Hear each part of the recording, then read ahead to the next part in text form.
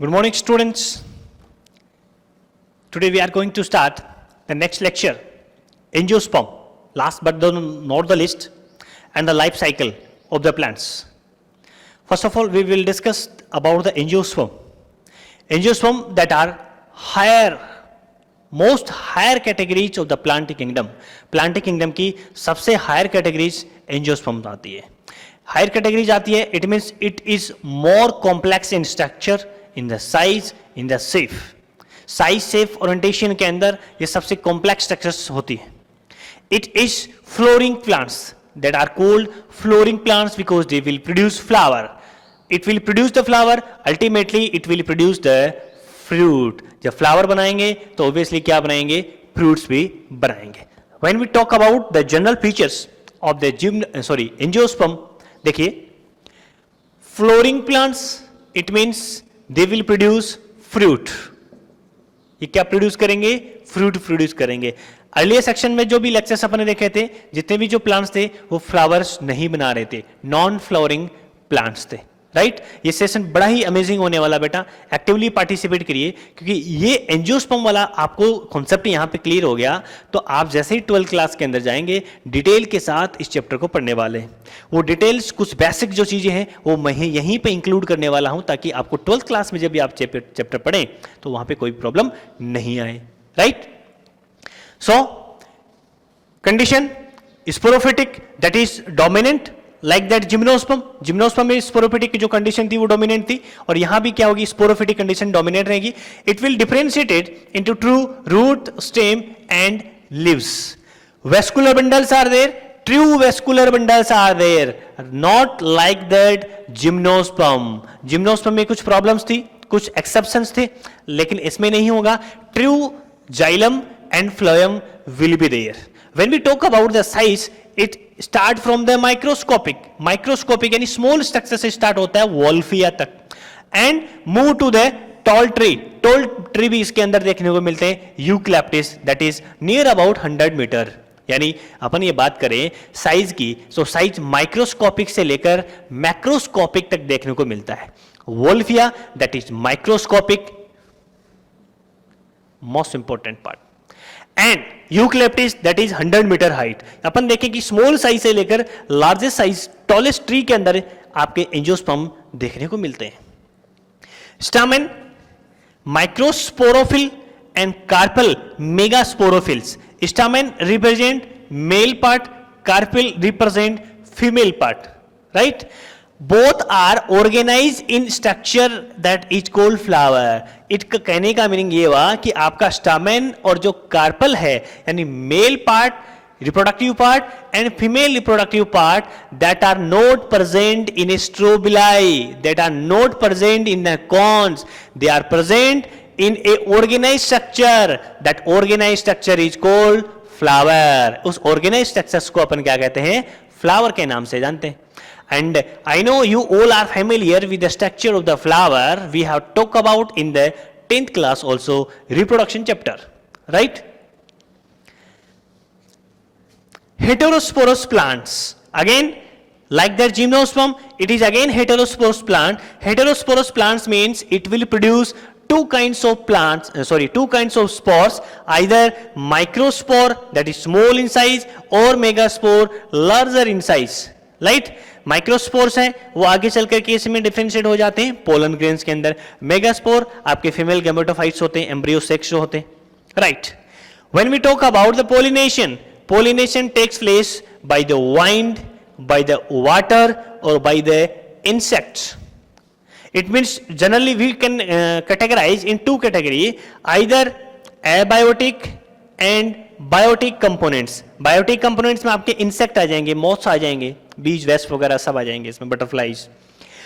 और एबायोटिक में क्या इंक्लूड करेंगे अपन? Wind and water. ये पॉलिनेटिंग एजेंट्स होते हैं जिसके थ्रू पॉलिनेशन होता है. राइट पोलन ग्रेन्स और अपन फीमेल गैमेटोफाइट्स की बात करते हैं. जब अपन स्ट्रक्चर देखें, आपने एक पर्टिकुलर फ्लावर की स्ट्रक्चर देखी होगी.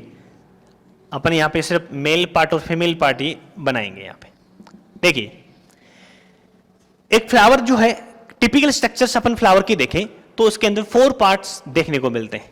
क्या क्या है वो 4 parts? First one is calyx, second corolla, androecium,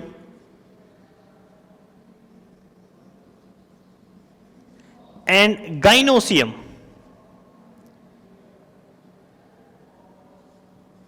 देखिए calyx and corolla, that is a whorl, calyx is a whorl of sepals, corolla is a whorl of petals. जो ग्रीन पार्ट होता है उसको आप सेपल्स कहते हैं, जो कलर्ड अट्रैक्टिव पार्ट होता है उसको आप क्या कहते हैं? Tell me, write down. Petals.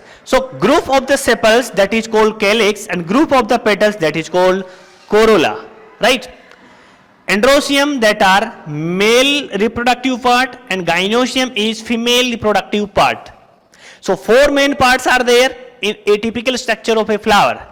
Actual androsium and gynoecium, actually androsium and gynoecium that take part in the reproduction process. It means they are reproductive part of a flower, but your calyx and corolla are accessory part of the flower. ये accessory parts होते हैं, ये help करते हैं, actual participation नहीं होता है।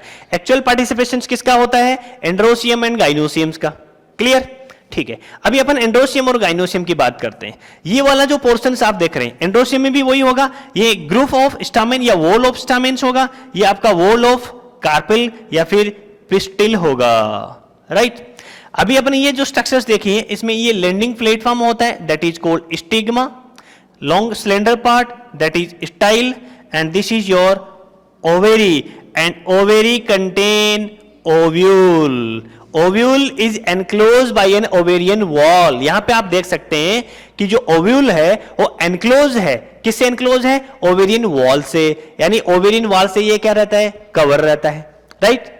यहां पे आप देखें तो स्टिग्मा, स्टाइल और ओवेरी एक कंप्लीट किसका पार्ट है? आपका कार्पेल का। Another name of carpel that is pistil. ये फीमेल रिप्रोडक्टिव पार्ट्स को शो करती है, राइट? ये आप देखें, ये आपकी स्ट्रक्चर जो है वो एंथर है, this is your called filament. ये आपका क्या है? फिलामेंट है, ठीक? और एंथर ये फिलामेंट हो गया, और एंथर के अंदर क्या होंगे? आपके पोलन ग्रेन्स होंगे, yellow powdery like substances, pollen grains. ये कौन से पार्ट को शो कर रहा है? स्टामेन। किसको शो कर रहा है? स्टामेन को शो कर रहा है। स्टामेन आपका कौन सा हो गया? मेल पार्ट हो गया। ये अपने स्ट्रक्चर्स देखी फ्लावर की। अब अपन बात करते हैं, इस एंथर के अंदर पोलन ग्रेन्स बनते हैं आपके। क्या बनते हैं? पोलन ग्रेन्स बनते हैं। कैसे बनते हैं वो डिटेल के साथ अपन 12th क्लास के लेक्चर के अंदर देखने वाले हैं। आप अभी इतना ध्यान रखिए कि anther produce the pollen grain. Anther क्या प्रोड्यूस करेंगे? पोलन ग्रेन प्रोड्यूस करेंगे। ओवेरी है, ओवेरी के अंदर क्या होगा? ओव्यूल होगा, और ओव्यूल की एक स्ट्रक्चर अभी अपन देखेंगे कि ओव्यूल्स के अंदर कैसी स्ट्रक्चर्स प्रेजेंट होती है, फिर उनका फर्टिलाइजेशन कैसे होता है। देखिए, When we talk about a structure of ovule, जब अपन ओव्यूल की एक स्ट्रक्चर्स की बात करें तो उसके अंदर क्या होता है? अलग अलग सेल्स होती हैं, ठीक है, और अंदर मेम्ब्रेन्स होती हैं, न्यूट्रिटिव स्टोरेज पार्ट होता है, न्यूट्रिशन का एक स्टोरेज पार्ट होता है, और वहां से यानी जिसको अपन न्यूसेलस के नाम से जानते हैं, न्यूसेलस जो होता है वो कवर होता है टू मेम्ब्रेन से। दो मेम्ब्रेन्स होती है, आउटर इंटीग्यूमेंट, इनर इंटीग्यूमेंट, ठीक है, और उसके अंदर आपके ये जो स्ट्रक्चर्स है ना, वो स्ट्रक्चर्स को अपन फीमेल गेमेटोफाइट के नाम से जानते हैं। यानी कहने का मीनिंग ये हुआ कि आपकी ओवेरी थी, ठीक है, ओवेरी के अंदर क्या था? ओव्यूल था, और इस ओव्यूल के अंदर ये क्या है? फीमेल गेमेटोफाइट्स है। इस फीमेल गेमेटोफाइट की स्ट्रक्चर्स मैंने यहां पे बनाई है। ध्यान से सुनना, ध्यान से समझना, कंफ्यूजन नहीं होना है। Ovary, ovary contains ovule. Ovary के अंदर क्या था? ओव्यूल्स था, और ओव्यूल्स के अंदर क्या बनेगा? आपका फीमेल गेमेटोफाइट बनेगा बेटा, ठीक है। अब यही फीमेल गेमेटोफाइट, ये जो एम्ब्रियो से जो स्ट्रक्चर्स होती है, आगे चल करके इसमें फर्टिलाइजेशन वगैरह होते हैं। कैसे होंगे देखना। अभी अपन डिस्कस कर रहे थे, ये स्टिग्मा और स्टाइल वाले पोर्शंस की बात कर रहे थे, राइट? तो पोलन ग्रेन्स यहां पे आएंगे, यहां आने के बाद में जर्मिनेट होंगे स्टिग्मा के थ्रू, स्टाइल के थ्रू, और नीचे यहां पे ओवेरी वाला पोर्शन है, ओवेरी के अंदर ओव्यूल्स है, और ओव्यूल्स के पास में आ जाएंगे। ये बात समझ में आ गई? यस और नो? अब ओव्यूल्स के अंदर आने के बाद क्या होगा? ओव्यूल्स के अंदर ये structures, female gametophyte structures present होती है। अब इसमें कौन कौन सी सेल्स हैं? अपन सेल्स की बात करते हैं। एम्ब्रियो से की जो स्ट्रक्चर्स देखें तो उसमें 7 सेल्ड 8 न्यूक्लिएट कंडीशंस होती है, यानी 7 सेल होंगी और 8 न्यूक्लियस होंगे। कैसे होंगे देखिए, कौन कौन से होंगे।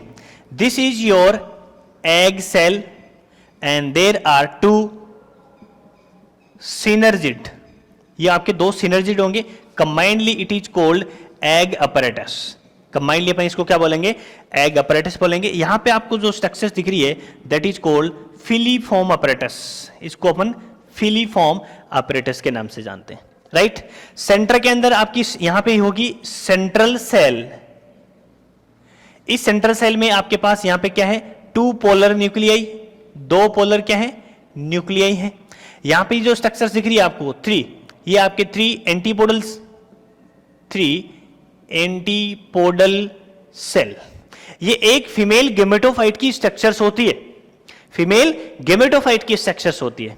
अब देखिए इसमें कितनी सेल्स अपन बात कर रहे थे, 7 सेल। 7 सेल कैसे हुई, 1 2 3, 3 तो ये होगी। एक होगी लार्ज सेंट्रल सेल, सेंटर में होती है, 3 और 1 कितने हो गए, 4। फिर 5 6 7, ये 7 सेल होगी आपकी। बोले 7 सेल है तो न्यूक्लियस 7 कैसे नहीं है, 8 न्यूक्लियस कैसे। देखो प्रॉब्लम कहां है कि यहां सेंटर के अंदर सेल एक ही है लेकिन न्यूक्लियाई कितने हैं, 2 है। तो न्यूक्लियस यहां कितने बढ़ जाएंगे, 1 प्लस हो जाएगा। So 8 nucleated stage but cells are 7। Cells कितनी होंगी, 7 होगी। ये 2 सिनर्जिस्ट होते हैं, ये एग सेल्स होती हैं। अब होता क्या है एक्चुअली कि ओवेरी के अंदर, ओव्यूल्स के अंदर जब पोलन ट्यूब्स ग्रो करके आती है, अब उस पोलन ट्यूब इधर से एंटर करेगी। उस पोलन ट्यूब में आपका कौन था, पोलन ट्यूब किससे बनी है, पोलन ग्रेन से।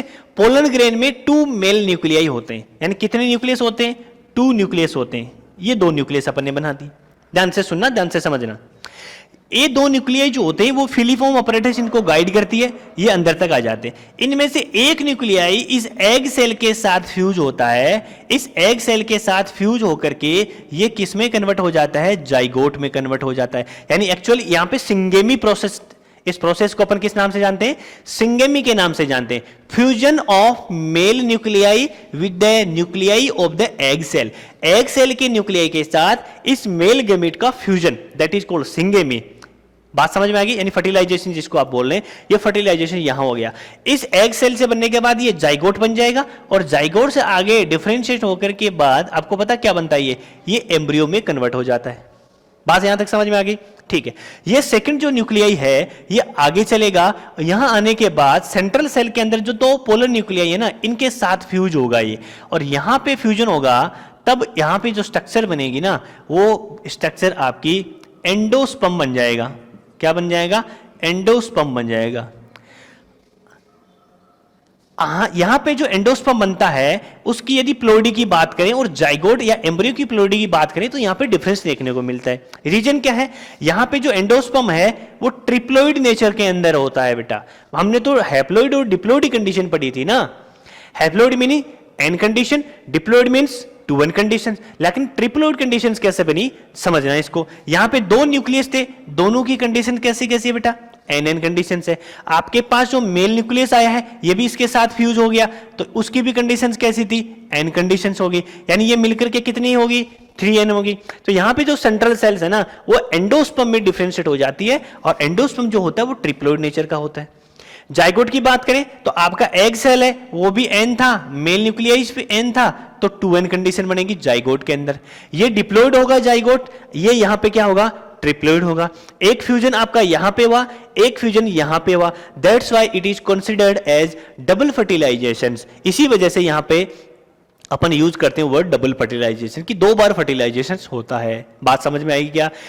First fertilization syngamy takes place with the egg cell nucleus and 1 male gamete. Second होगा आपकी पोलर न्यूक्लियाई के साथ में जो सेंट्रल सेल के अंदर प्रेजेंट है, वहां से डिफरेंशिएट होने के बाद एंडोस्पर्म बनेगा, यहां से जाइगोट बनेगा, जाइगोट से एम्ब्रियो बन जाएगा। बात समझ में आई क्या, ठीक है। उसके बाद क्या होगा, आपका ये जो स्ट्रक्चर फीमेल गैमेटोफाइट है ना, किसके अंदर है, सीड के अंदर, सॉरी ओव्यूल के अंदर है।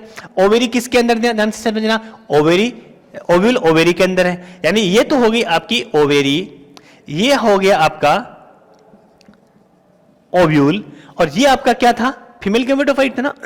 तो इसके अंदर यहां से बाकी ये जो स्ट्रक्चर्स है ना, एंटीपोडल सेल, ये सिनर्जिड्स हैं, ये धीरे धीरे वहां से क्या हो जाएगी, डीजेनरेट होना स्टार्ट हो जाएगी। अब आपके सामने जो स्ट्रक्चर बचेगी उसको ध्यान से समझना क्या चेंजेस आते हैं। फर्टिलाइजेशन हो गया, आफ्टर फर्टिलाइजेशन वापस बना रहा हूं मैं, ध्यान से समझ लेना। ये वाला पोर्शन आपका ओवेरी का था, इसमें ये ओव्यूल था, ये आपका फीमेल गेमेटोफाइट था। जहां पे यहां तो क्या बना था आपका, बोलो, यहां तो क्या बना था, एम्ब्रियो बन रहा था, और यहां पे सेंटर में क्या बन रहा था, एंडोस्पर्म बन रहा था। ठीक है, अब ये आपका ओव्यूल है, तो ओव्यूल डिफरेंशिएट होकर के किस में कन्वर्ट हो जाएगा, सीड के अंदर, और आपकी जो ओवेरी है वो किसके अंदर कन्वर्ट हो जाएगी बेटा, फ्रूट के अंदर।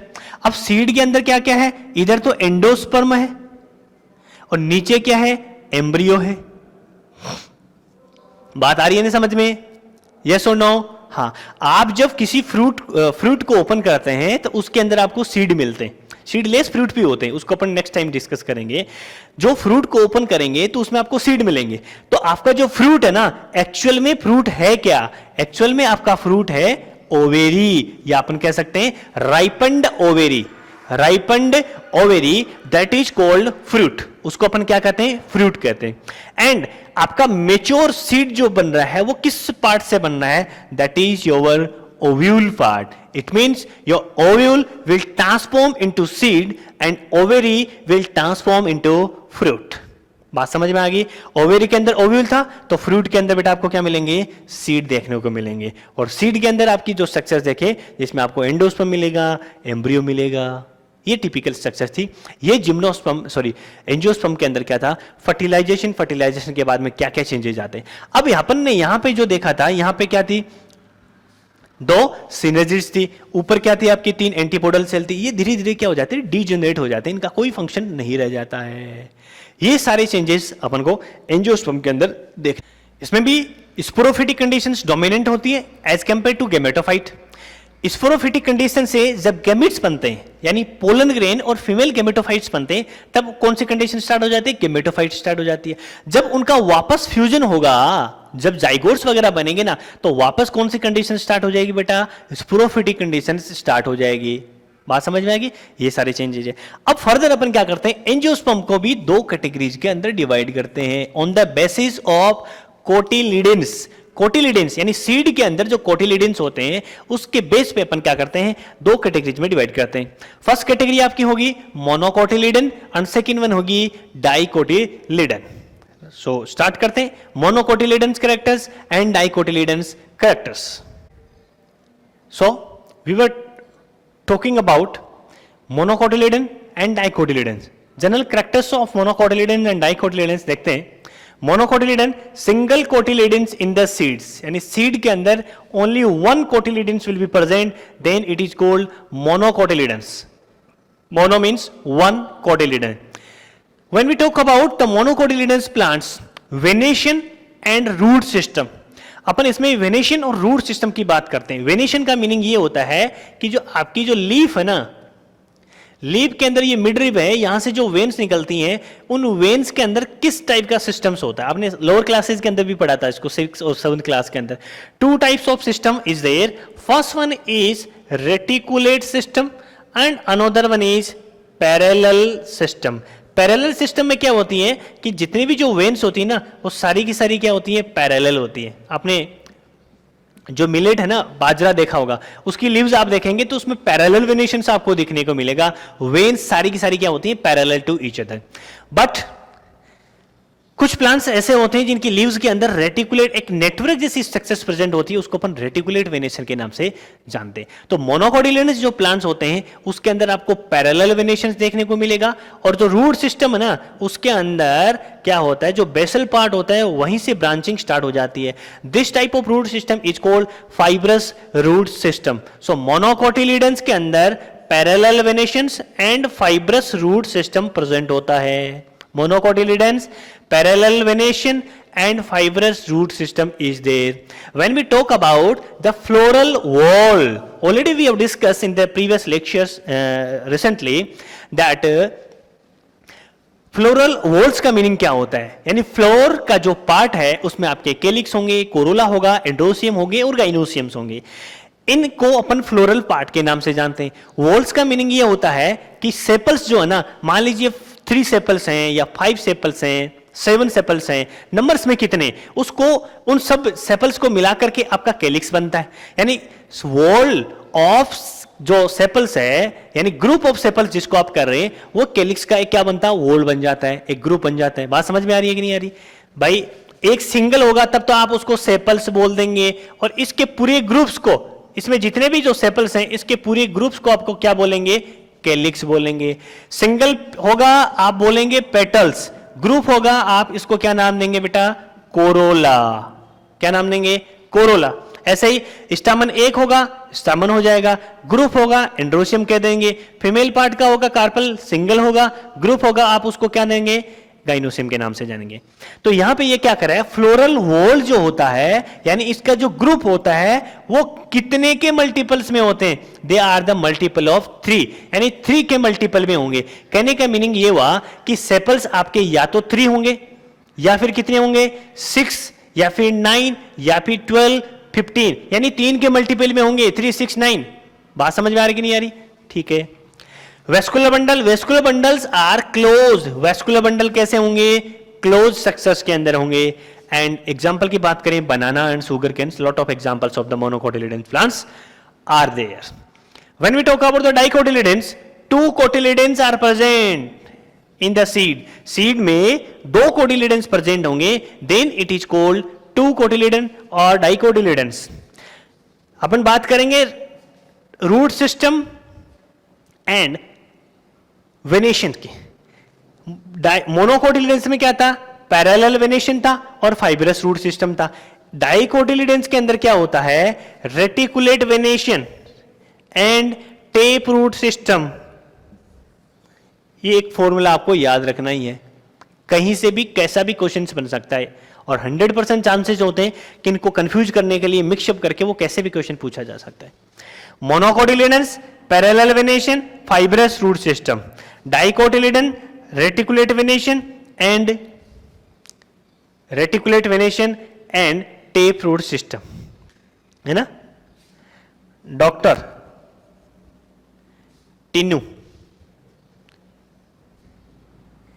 MP फ्रॉम डॉक्टर टीनू, कैसे भी आप याद रखिए इस चीज को। फ्लोरल वॉल टेट्रा और pentamerous. Tetra means 4 multiple, penta means 5 multiple. Either the floral wall will be present in the 4 multiple or the 5 multiple. या तो 4 के मल्टीपल में होंगे, 4, 8, 12, 16, या फिर 5 के मल्टीपल होंगे, 5, 10, 15, 20, 25. Vascular bundles are present in a ring form structure. Very most important. Ring form structures, ring form के अंदर ये प्रेजेंट होते हैं। एग्जांपल ग्रेप्स, सनफ्लावर, टोमेटोज, बहुत सारे एग्जांपल्स अपन को देखने को मिलते हैं।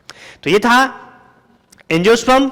एंजियोस्पर्म की sporophytic conditions, gametophytic conditions, root stem, leaves, floral part, pollination, fertilisation, double fertilisation, है ना, zygote, embryo, polar nuclei, endosperm, development of ovule into seed, fruit from ovary, that all changes we have discuss. 1 cotyledon, monocot, dicotyledon, double coat, 2 cotyledons, dicot, ये सारी structures अभी अपन ने discuss किए। अब अपन discuss करने वाले हैं last but not the list part of this chapter, that is life cycle of different plants. यानी कहने का सिंपल सा मीनिंग ये है कि जितने भी अपन ने प्लांटिक किंगडम्स पढ़े, start from thallophyta, bryophyta, pteridophyta, gymnosperm, angiosperm, जो भी अपन ने स्पोरोफिटिक कंडीशंस, गैमेटोफिटिक कंडीशंस पढ़ी है ना, उसका कंक्लूजन जिसको अपन कह सकते हैं कि लाइफ साइकिल जो है वो जनरली कैसे होती है। स्पोरोफिटिक से गैमेटोफिटिक्स में कहते हैं कैसे आती है, गैमेटोफिटिक से स्पोरोफिटिक में कैसे आती है, डोमिनेंट कौन सी होती है, वो सब अपन एक फ्लो चार्ट के थ्रू समझने वाले हैं। Right, so let us we start. So let us talk about life cycle. 3 life cycle की अपन बात करेंगे, haplontic life cycle, diplontic life cycle और हैप्लोडिप्लोन्टिक लाइफ साइकिल। सीक्वेंस से यदि अपन बात करें, thallophyta to gymnosperm, angiosperm, haplontic life cycle, haplodiplontic life cycle and diplontic life cycle. जो हायर प्लांट्स होते हैं, जिम्नोस्पर्म, एंजियोस्पर्म, उसके अंदर डिप्लोन्टिक लाइफ साइकिल्स आपको देखने को मिलती है। जो लोअर प्लांट्स होते हैं, सबसे लोअर मोस्ट होते हैं, जिसमें थैलोफाइटा की अपन बात करें, एल्गी की बात करें, उसमें हैप्लोन्टिक लाइफ साइकिल्स आती है। लेकिन बीच में जो ब्रायोफाइट्स और टेरिडोफाइट्स आते हैं, उसके अंदर हैप्लोडिप्लोन्टिक लाइफ साइकिल्स आती है। हैप्लोडिप्लोन्टिक लाइफ साइकिल्स आती है, लेकिन दोनों के अंदर, ब्रायोफाइट्स और टेरिडोफाइट्स के अंदर जो डिफरेंस होता है वो उसकी डोमिनेंट फेज का होता है। डोमिनेंट फेज उसके, ब्रायोफाइट्स की यदि अपन बात करें तो उसमें गैमेटोफाइट जो स्टेज होती है वो डोमिनेंट फेज होती है, इंडिपेंडेंटली रहती है। स्पोरोफिटिक स्टेज उसके ऊपर डिपेंडेंट रहती है, अपने डिस्कस किया था। टेरिडोफाइट्स की बात करें तो स्पोरोफिटिक जो कंडीशंस होती है वो डोमिनेंट होती है, गैमेटोफिटिक कंडीशन शॉर्ट लिव्ड होती है। ये सारी चीज अपन देखने वाले हैं। अब सबसे पहले अपन बात करते हैं हैप्लोन्टिक लाइफ साइकिल की। हैप्लोन्टिक जो लाइफ साइकिल की यदि अपन बात करें तो उसमें क्या देखने को मिलता है? देखिए, ये पूरा लाइफ साइकिल से अपन ने यहां पे दिखाया है। इसके अंदर हैप्लोन्टिक लाइफ साइकिल जो है उसके अंदर आपको जो डोमिनेंट फेज है ऑब्वियसली आपकी हैप्लोन्टिक, यानी हैप्लोइड जो स्टेज होगी ना वो इसकी डोमिनेंट फेज रहेगी। इसके अंदर आपको 2n कंडीशन यानी डिप्लॉयड कंडीशन है सिर्फ और सिर्फ ओनली कहां पे मिलेगी? जाइगोट के अंदर देखने को मिलेगी। उसके बाद पूरी लाइफ साइकिल के अंदर उसके अंदर डिप्लॉयड कंडीशंस नहीं आती है। ओनली डिप्लॉयड कंडीशंस कब आती है? जाइगोट के अंदर आती है। अब जाइगोट कंडीशन 2n आने के बाद उसके अंदर क्या होगा? मियोसिस होगा। थोड़ा सा यहां पे लिटिल बिट वेरिएशंस होता है, डिटेल के साथ आप 12th क्लास के अंदर इसके पढ़ेंगे, लेकिन थोड़ा सा मैं आपको यहां बता देता हूं। जाइगोट जैसे ही 2n कंडीशंस में बनता है। अब जाइगोट कैसे बनेगा? गैमेट से बनेगा ना। यहां पे देखो गैमेटोजेनेसिस हुआ तो अलग अलग गैमेट्स बने। अब जो गैमेट्स हैं उनका जैसे ही फ्यूजन होगा, गैमेट्स उसके एन कंडीशन में होते हैं यानी हैप्लॉइड कंडीशन के अंदर होते हैं। दोनों जब गैमेट्स का फ्यूजन होगा यानी सिंगेमी प्रोसेस होगा, तो सिंगेमी प्रोसेस होने की वजह से n+n कंडीशन कौन सी हो जाएगी बेटा? 2n कंडीशन हो जाएगी। लेकिन इसकी गैमेटोफिटिक जो स्टेज है वो किस स्टेज के अंदर है? n स्टेज के अंदर है, यानी हैप्लॉइड स्टेज के अंदर है। तो वापस क्या होगा? यहां तक सिर्फ थोड़ी देर के लिए रहता है। जाइगोट के अंदर फर्दर क्या हो जाएगा? मियोसिस हो जाएगा। और जैसे ही मियोसिस होगा ना सॉरी, मियोसिस होने के बाद आपके पास जो स्पोर्स बनेंगे, स्पोर्स जनरेट होंगे, वो स्पोर्स किस कंडीशन में आ जाएंगे? एन कंडीशन के अंदर आ जाएंगे। और एन कंडीशन में आना कंपलसरी भी है। Why? Because there gametophytic condition is n. इसकी जो गैमेटोफिटिक कंडीशन है वो एन कंडीशन के अंदर है, यानी उसकी जो पेरेंट्स होते हैं वो नॉर्मली इस एन कंडीशन के अंदर, हैप्लॉइड कंडीशन के अंदर रहते हैं। तो अब यदि अपन बात करें तो इसके अंदर diploid condition short period of time के लिए आती है। बाकी सारी लाइफ साइकिल जो होती है वो हैप्लोन्टिक लाइफ साइकिल ही होती है। हैप्लॉइड कंडीशन के अंदर उसकी पेरेंट बॉडी होती है। बात समझ में आ गई क्या? तो लाइफ साइकिल में ओनली स्पोरोफिटिक कंडीशंस जो 2n कंडीशंस है जाइगोट वाली कंडीशंस के अंदर आती है। बाकी लाइफ साइकिल में आपको हैप्लोन्टिक कंडीशन देखने को मिलेगी। मोस्टली हैप्लोन्टिक कंडीशन होती है, गैमेटोफिटिक कंडीशन होती है, n कंडीशंस होती है, हैप्लॉइड कंडीशंस होती है।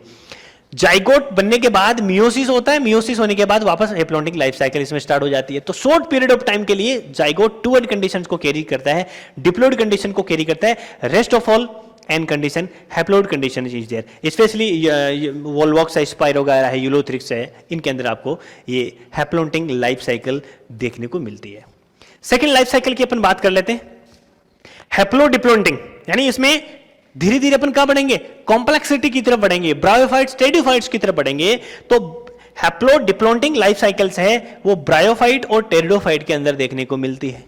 ब्रायोफाइट जो है उसके अंदर गैमेटोफिटिक जो स्टेज है वो डोमिनेंट होती है। ये इसमें डिफरेंस है, ये आपको ध्यान रखना है।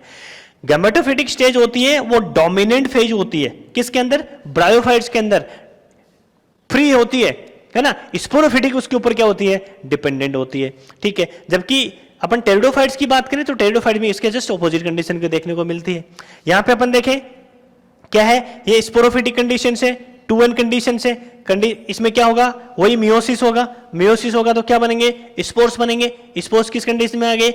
एन कंडीशन में आ गए। एन कंडीशन में आने के बाद गैमेटोफाइट्स बनेंगे, गैमेटोजेनेसिस होगी, सिंगेमी होगी। प्रोसेस की यदि अपन बात करें तो यहां तक आपको देखने को मिलता है डिप्लॉयड कंडीशंस, यानी स्पोरोफिटिक कंडीशंस यहां होती है, और नीचे आपको हैप्लॉयड कंडीशंस देखने को मिलती है, जिसको अपन हैप्लोन्टिक से कह सकते हैं। यानी हैप्लोन्टिक लाइफ साइकिल और डिप्लोन्टिक लाइफ साइकिल दोनों फॉलो करते हैं और दोनों का नियर अबाउट इक्वल वेटेज होता है। इस वजह से इसको अपन हैप्लोडिप्लोन्टिक लाइफ साइकिल के नाम से जानते हैं।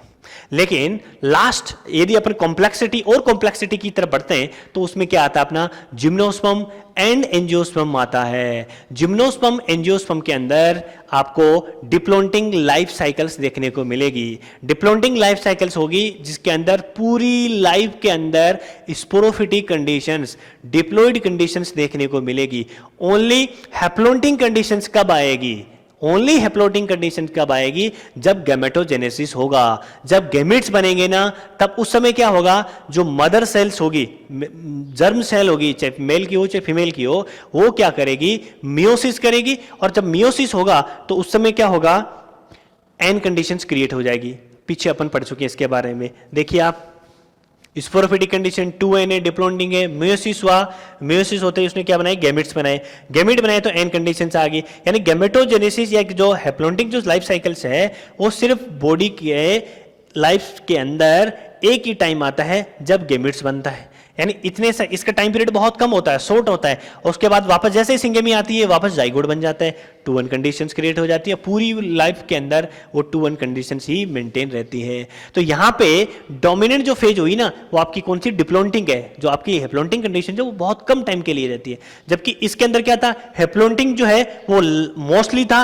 और डिप्लॉन्टिंग बहुत कम था, तब उसको अपन हैप्लॉन्टिक लाइफ साइकिल कहा था। यहाँ पे जस्ट ऑपोजिट है, इस वजह से इसको अपन क्या कहेंगे, डिप्लॉन्टिक लाइफ साइकिल कहेंगे। यहाँ पे दोनों का इक्वल वेटेज है तो हैप्लो डिप्लॉन्टिक लाइफ साइकिल्स कह दिया अपन ने। ये चीज बेटा 11th क्लास की जो कॉन्सेप्ट क्लियर करने वाली चीजें हैं और 12th क्लास के अंदर आप डिटेल से पढ़ने वाले हैं। तो ये कॉन्सेप्ट जब तक आपके क्लियर नहीं होंगे तब तक 12th क्लास का टॉपिक्स आपको समझ में नहीं आएगा। नेक्स्ट ईयर आपके सामने बड़ी प्रॉब्लम्स आने वाली है। If you are want to prepare there for NEET exams, NEET exam की आप प्रिपरेशन करना चाह रहे हैं, then you have to clear all the concept of the 11th class. तो ये अभी अपन ने लाइफ साइकिल्स के बारे में डिस्कस किया। इसमें लाइफ साइकिल्स अपन ने पढ़ी, haplontic life cycle, haplo diplontic life cycle और diplontic life cycle. Haplontic life cycle specially lower जो प्लांट्स होते हैं उसमें आपको देखने को मिलेगा, एल्गी वगैरह के अंदर। उसके बाद अपन चलेंगे haplo diplontic life cycle. Haplo diplontic life cycles है वो आपको कहाँ देखने को मिलेगा, ब्रायोफाइट्स और टेरिडोफाइट्स के अंदर। जिम्नोस्पर्म एंजियोस्पर्म के अंदर आप कौन सी लाइफ साइकिल देखने को मिलेगी, डिप्लॉन्टिक लाइफ साइकिल देखने को मिलेगी। Right, thank you.